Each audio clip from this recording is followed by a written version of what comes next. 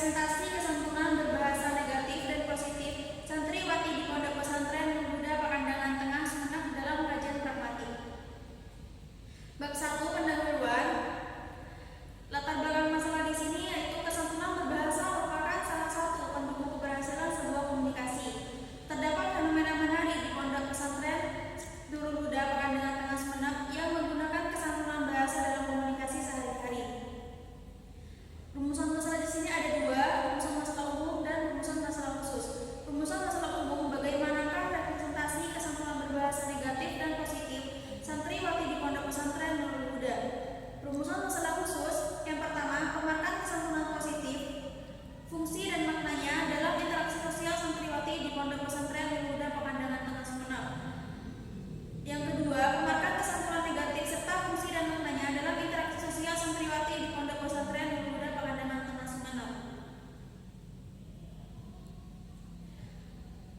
Tujuan penelitian ada dua, tujuan penelitian umum dan tujuan penelitian khusus. Tujuan penelitian umum untuk mengetahui representasi kesantunan berbahasa negatif dan positif santriwati di Pondok Pesantren Nur Huda Pakandanan.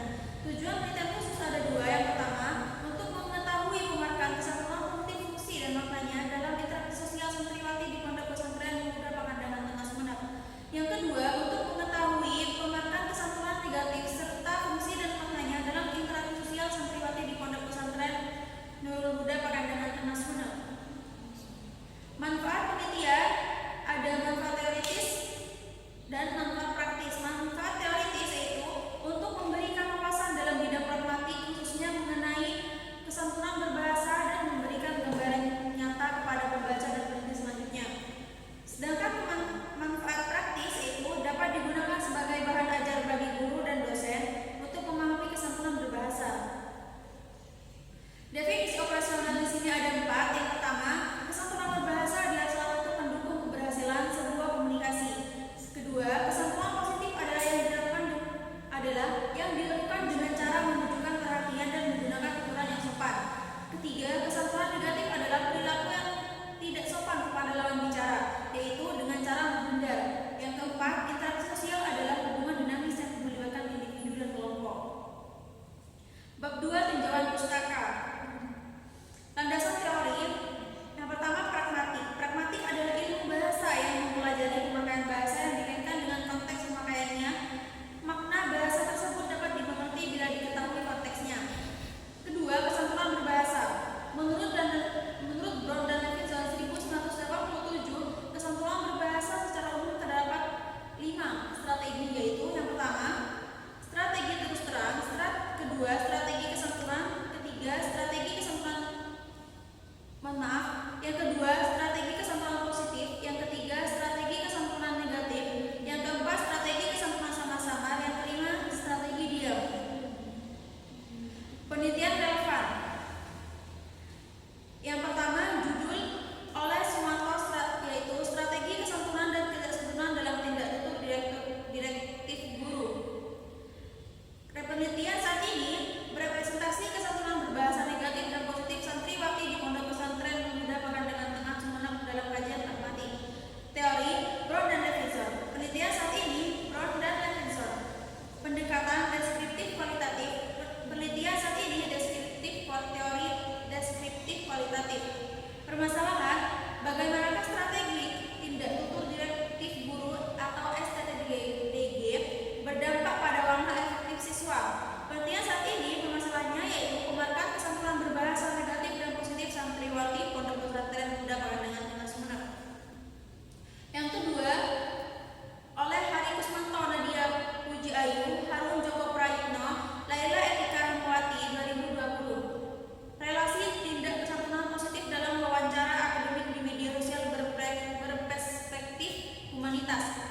Penelitian saat ini representasi kesantunan berbahasa negatif dan positif santriwati di Pondok Pesantren Nur Huda Pakandanan Tengah Sumeneb dalam kajian pragmatik. Teori Brown dan Levinson. Penelitian saat ini menggunakan teori Brown dan Levinson. Pendekatan deskriptif kualitatif. Penelitian saat ini pendekatannya deskriptif kualitatif. Permasalahan, bagaimanakah wujud kesantunan berkomunikasi dalam media sosial WhatsApp antara mahasiswa dan dosen. Penelitian saat ini permasalahannya pemarkan kesantunan berbahasa negatif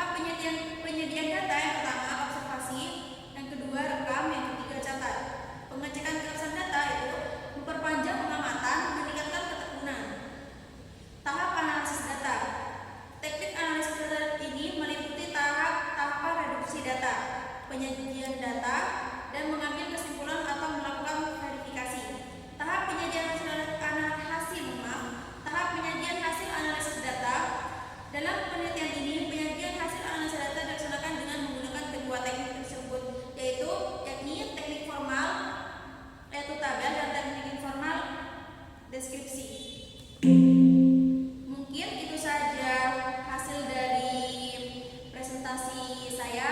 Kurang dan lebihnya saya